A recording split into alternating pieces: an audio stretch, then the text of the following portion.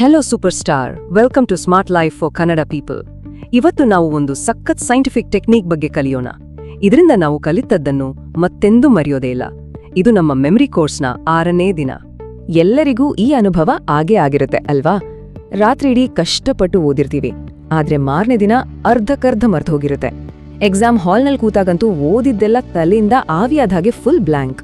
ಅಬ್ಬಾ, ಎಷ್ಟು ಫ್ರಸ್ಟ್ರೇಟಿಂಗ್ ಅಲ್ವಾ? ನನಗೂ ಸೇಮ್ ಅನುಭವ ಆಗಿದೆ. ಆದ್ರೆ ಯಾಕೆ ಹೀಗಾಗುತ್ತೆ ಗೊತ್ತಾ? ಇದರ ಹಿಂದೆ ಒಂದು ಸೈಂಟಿಫಿಕ್ ಕಾರಣ ಇದೆ. ಅದನ್ನ ದ ಫರ್ಗೆಟಿಂಗ್ ಕರ್ವ್ ಅಂತ ಕರೀತಾರೆ. ಇದರ ಸರಳ ಅರ್ಥ ಇಷ್ಟೇ: ನಾವೇನಾದ್ರೂ ಒಂದು ಹೊಸ ವಿಷಯವನ್ನ ಕಲ್ತಾಗ ಅದನ್ನ ಮತ್ತೆ ರಿವೈಸ್ ಮಾಡಿಲ್ಲ ಅಂದ್ರೆ ನಮ್ಮ ಬ್ರೈನ್ ನಿಧಾನಕ್ಕೆ ಅದನ್ನ ಡಿಲೀಟ್ ಮಾಡೋಕೆ ಶುರು ಮಾಡ್ಬಿಡುತ್ತೆ. ಇದು ತುಂಬಾನೇ ನ್ಯಾಚುರಲ್ ಪ್ರಾಸೆಸ್. ಈಗ ಈ ಚಾರ್ಟ್ ನೋಡಿ, ಇದು ನಾವೆಷ್ಟು ಬೇಗ ಮರಿತೇವೆ ಅಂತ ತೋರಿಸುತ್ತೆ. ನಾವು ಕಲ್ತ ಮೊದಲ ದಿನ ನಮಗೆ 100% ನೆನ್ಪಿರುತ್ತೆ, ಆದರೆ ಒಂದೇ ದಿನದಲ್ಲಿ ಅದು 60%ಗೆ ಇಳಿಯುತ್ತೆ. ಒಂದು ವಾರದ ನಂತರವಂತೂ ಹಬ್ಬ, ಯೋಚನೆ ಮಾಡಿ, ಕೇವಲ 20% ಮಾತ್ರ ಉಳಿದಿರುತ್ತೆ.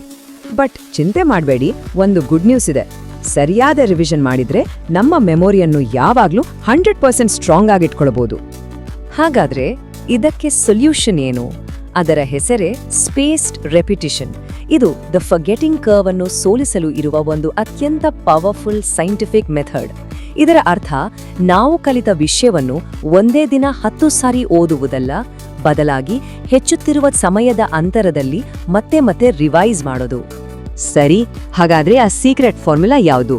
ಗಮನವಿಟ್ಟು ಕೇಳಿ. ಮೊದಲನೇ ರಿವಿಷನ್ ಕಲಿತ 10 ನಿಮಿಷಗಳ ನಂತರ. ಎರಡನೇದು 24 ಗಂಟೆಗಳ ನಂತರ. ಮೂರನೇದು 3 ದಿನಗಳ ನಂತರ. ನಾಲ್ಕನೇದು 7 ದಿನಗಳ ನಂತರ. ಮತ್ತು 5ನೇದು 15 ದಿನಗಳ ನಂತರ. ಯಾಕೆ ಹೀಗೆ ಮಾಡಬೇಕು ಅಂದ್ರೆ, ಪ್ರತಿ ಸಾರಿ ನಾವು ರಿವೈಸ್ ಮಾಡಿದಾಗ ನಮ್ಮ ಬ್ರೈನ್ ಒಳಗಡೆ ಇರೋ ನ್ಯೂರಲ್ ಕನೆಕ್ಷನ್ಸ್, ಅಂದ್ರೆ ನೆನಪಿನ ದಾರಿಗಳು ಸಿಮೆಂಟ್ ಹಾಕಿದ ಹಾಗೆ ಗಟ್ಟಿಯಾಗ್ತಾ ಹೋಗುತ್ತೆ. ಆಗ ಮಾಹಿತಿ ಶಾರ್ಟ್ ಟರ್ಮ್ ಮೆಮರಿಯಿಂದ ಲಾಂಗ್ ಟರ್ಮ್ ಮೆಮರಿಗೆ ಪರ್ಮನೆಂಟ್ ಆಗಿ ಶಿಫ್ಟ್ ಆಗತ್ತೆ. ಸರಿ, ಬನ್ನಿ ಒಂದು ಚಿಕ್ಕ ಪ್ರಾಕ್ಟೀಸ್ ಮಾಡಿ ನೋಡೋಣ. ಇವತ್ತು 8 ಹೊಸ ಇಂಗ್ಲಿಷ್ ಪದಗಳನ್ನು ಕಲಿಯಿರಿ.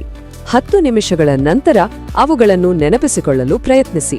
ಆಮೇಲೆ ರಾತ್ರಿ ಮಲಗುವ ಮುನ್ನ ಮತ್ತು ನಾಳೆ ಬೆಳಗ್ಗೆ ಮತ್ತೆ ರೀಕಾಲ್ ಮಾಡಿ. ಪ್ರತಿ ಬಾರಿಯೂ ನೆನಪಿಸಿಕೊಳ್ಳುವುದು ಎಷ್ಟು ಸುಲಭವಾಗುತ್ತಾ ಹೋಗುತ್ತದೆ ಅಂತ ನಿಮ್ಗೆ ಶಾಕೇ ಆಗುತ್ತೆ. ಓಕೆ, ಈಗ ಇದೇ ಸೂಪರ್ ಟೆಕ್ನಿಕ್ ಅನ್ನ ನಮ್ಮ ಸ್ಟಡೀಸಲ್ಲಿ ಹೇಗೆ ಅಪ್ಲೈ ಮಾಡೋದು ಅಂತ ನೋಡೋಣ.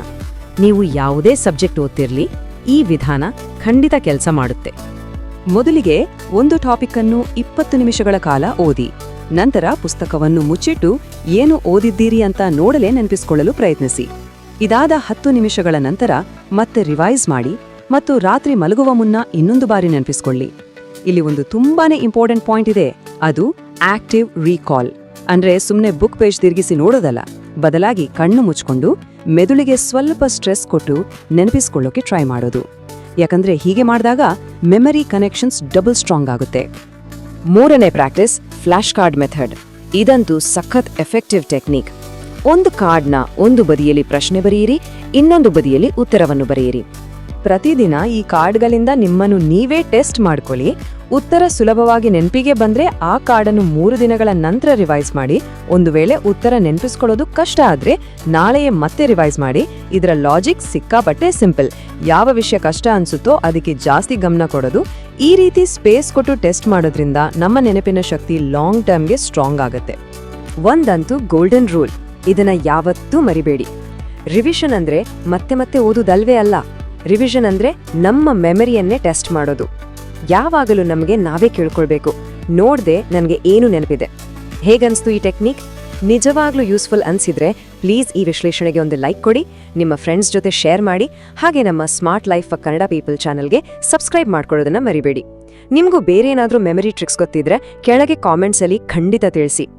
ನಮ್ಮ ಮೆಮೊರಿಯನ್ನ ಸೂಪರ್ ಸ್ಟ್ರಾಂಗ್ ಮಾಡ್ಲಿಕ್ಕೆ ಇಲ್ಲಿದೆ ನೋಡಿ ಒಂದು ಸಿಂಪಲ್ ಆದ್ರೆ ಪವರ್ಫುಲ್ ಡೈಲಿ ಸಿಸ್ಟಮ್.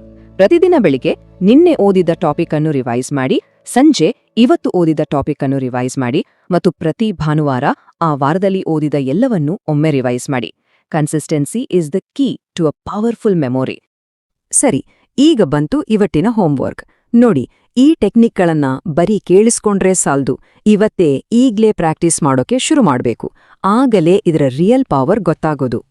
ನಿಮ್ಮ ಇವತ್ತಿನ 5 ಟಾಸ್ಕ್ಗಳು: 1. ಯಾವುದಾದರೂ ಒಂದು ಟಾಪಿಕ್ ಓದಿ 10 ನಿಮಿಷದ ರಿವಿಷನ್ ರೂಲ್ ಫಾಲೋ ಮಾಡಿ. 2. 10 ಫ್ಲಾಶ್ ಕಾರ್ಡ್ಗಳನ್ನು ತಯಾರಿಸಿ. 3. ಮೂರನೇ ದಿನದ ವಿಜುವಲೈಸೇಷನ್ ಪದಗಳನ್ನು ನೋಡದೆ ನೆನಪಿಸಿಕೊಳ್ಳಿ. 4. ನಾಲ್ಕನೇ ದಿನದ ಅಸೋಸಿಯೇಷನ್ ಹೆಸರುಗಳನ್ನು ರೀಕಾಲ್ ಮಾಡಿ. ಮತ್ತು 5. ನಿಮ್ಮ ರಿಟೆನ್ಷನ್ ಪವರನ್ನು 1ರಿಂದ 10ರವರೆಗೆ ರೇಟ್ ಮಾಡಿ. ಈಗ ನೀವೇ ನಿಮ್ಮನ್ನು ಕೆಲವು ಪ್ರಶ್ನೆ ಕೇಳ್ಕೊಳ್ಳಿ. 2ನೇ ಬಾರಿ ರಿವೈಸ್ ಮಾಡುವಾಗ ನೆನಪಿಸಿಕೊಳ್ಳುವುದು ಮೊದಲ ಬಾರಿಗಿಂತ ಸುಲಭವಾಗಿತ್ತಾ? ಸುಮ್ಮನೆ ಓದುವುದಕ್ಕಿಂತ ಆಕ್ಟಿವ್ ರೀಕಾಲ್ ಮಾಡುವುದು ಹೆಚ್ಚು ಪವರ್ಫುಲ್ ಅಂತ ಅನಿಸಿತಾ? ಮೊದಲಿಗಿಂತ ಕಡಿಮೆ ಮರೆತು ಹೋಗಿದ್ಯಾ? ಅಬ್ಬಾ ನೋಡಿ, ಇವತ್ತು ನಾವು ಎಷ್ಟೊಂದು ಕಲಿತಿದ್ದೇವೆ.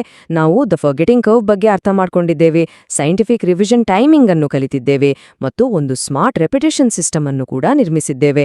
ಇದು ನಮ್ಮ ಆತ್ಮವಿಶ್ವಾಸವನ್ನು ಖಂಡಿತ ಹೆಚ್ಚಿಸುತ್ತದೆ. ನಾಳೆ ಇನ್ನಷ್ಟು ಇಂಟ್ರೆಸ್ಟಿಂಗ್ ಆಗಿರುತ್ತೆ.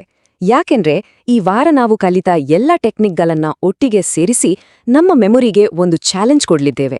ನಮ್ಮ ಮೆಮೊರಿ ಎಷ್ಟು ಸುಧಾರಿಸಿದೆ ಅಂತ ನಾವೇ ಅಳೆಯಲಿದ್ದೇವೆ. ನಾಳಿನ ವಿಷಯ weekly memory review and brain consolidation. ಖಂಡಿತ ಮಿಸ್ ಮಾಡಬೇಡಿ. ಸರಿ, ಹಾಗಾದ್ರೆ ನಾಳೆ ಸಿಗೋಣ. ಟಾಟಾ.